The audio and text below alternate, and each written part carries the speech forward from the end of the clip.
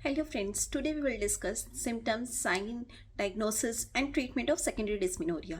As we all know कि secondary dysmenorrhoea किस वजह से होता है। सेकेंडरी डिस्मिनोरिया का कोर्स हमने पिछले टॉपिक्स में पढ़ा था कि सेकेंडरी डिस्मिनोरिया हो क्यों रहा है, क्योंकि उसमें कोई भी पेल्विक पैथोलॉजी होती है। ठीक है, तो अब इसमें सिम्टम्स कैसे आएंगे। इसमें सिम्टम्स होते हैं कि सिम्टम्स कैसे आएंगे कि किसी भी पैथोलॉजी की वजह से पेन होगा।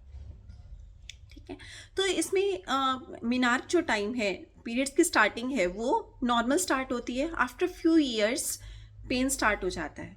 Pen patient starts complaining of pain, और जो पेन की सेंसेशन होती है वो प्री मेंस्ट्रुअल फेज में होती है, जब तक पीरियड्स आते नहीं हैं, क्योंकि वहाँ पे पेल्विक कंजेशन होता है, उस टाइम में पेन होगा। और आफ्टर पीरियड्स पेन रिलीव हो जाता है कुछ केसेस में, और कुछ केसेस में पेन कंटिन्यू रहता है, like in the pelvic inflammatory disease का कोई केस है उसमें। ठीक है, तो या एंडोमेट्रियोसिस है, उसमें कंटिन्यू पेन रहेगा। और इसमें ओव्यूलेटरी साइकिल में ही पेन होता था, प्राइमरी डिस्मेनोरिया में हमने देखा था, लेकिन इसमें एन ओव्यूलेटरी साइकिल्स में भी पेन होगा। ठीक है, क्योंकि वो किसी पेल्विक पैथोलॉजी की वजह से हो रहा है। और नेचर ऑफ पेन कैसा है, पेन इसमें डल टाइप का होगा। जैसे हमने प्राइमरी में पढ़ा था, पेन कॉलिक की टाइप का, लेबर पेन टाइप का पेन होता है। ठीक है, और इसमें पेन का कोई रेडिएशन नहीं होता। पेन जहाँ पर हो रहा है वहीं पर डल लैकिंग पेन होता रहेगा। समटाइम्स इसमें कोई पेशेंट को डिस्कम्फर्ट भी हो सकता है, या कुछ अदर सिम्टम्स भी हो सकते हैं, लाइक पीरियड्स के बीच में पीरियड्स हो गए, बीच में फिर से कभी बीच में इंटरमेंस्ट्रुअल ब्लीडिंग स्टार्ट हो गई, like in case of polyp, तो एबनॉर्मल यूट्राइन ब्लीडिंग भी हो जाती है पेशेंट्स में। ठीक है, साइन क्या रहेंगे, साइंस इसमें रहते हैं कि साइन इसमें आपको जनरल फिजिकल एग्जामिनेशन करेंगे, patient will be all right, लेकिन पर एब्डोमिनल एग्जामिनेशन या पर वेजाइनल एग्जामिनेशन पे आपको टेंडरनेस फील हो सकती है फॉर्निसेस में, या फिर कोई मास फील हो सकता है, कोई एडनेक्सल मास फील हो सकता है, लाइक कोई ओवेरियन सिस्ट है, यूट्राइन फाइब्रॉइड है, तो आपको मास फील हो सकता है।